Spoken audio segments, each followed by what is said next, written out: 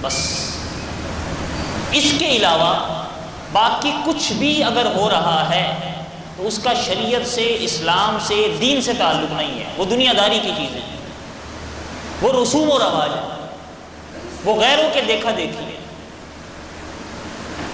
لڑکی والوں کی طرف سے کھانا ہوتا اگر وہ بھی شریعت کا حصہ نہیں ہے، بارات جا رہی ہے، کھانا ہو رہا ہے، میں یہ نہیں کہوں گا کہ وہ غلط ہے۔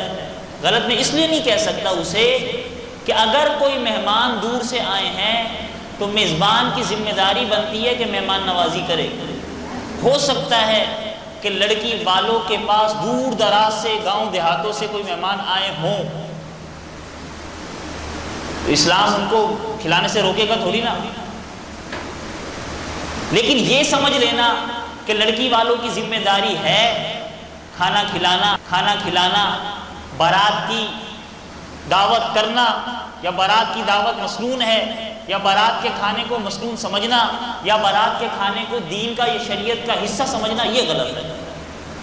ویسے مہمان نوازی کے طور پر کھلا سکتے ہیں،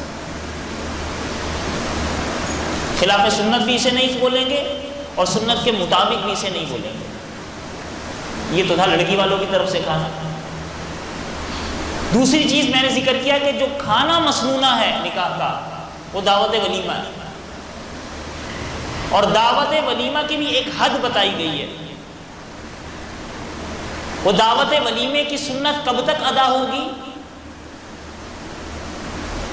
رخصتی کے سے پہلے اگر دعوت کرتا ہے تو وہ دعوت ولیمہ کہلائے گی یا نہیں؟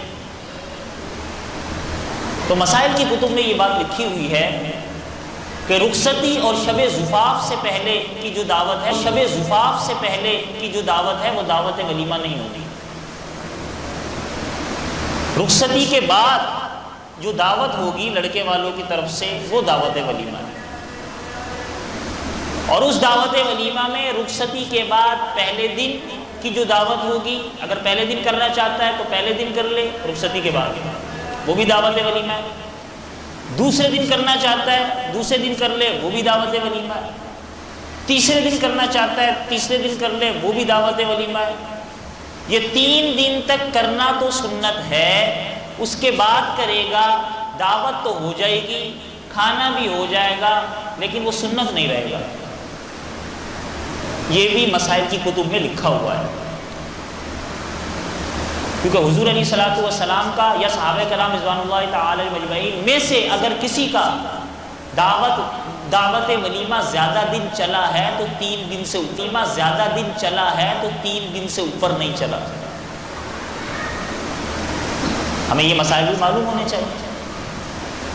یہاں تک تو ہے دین اور شریعت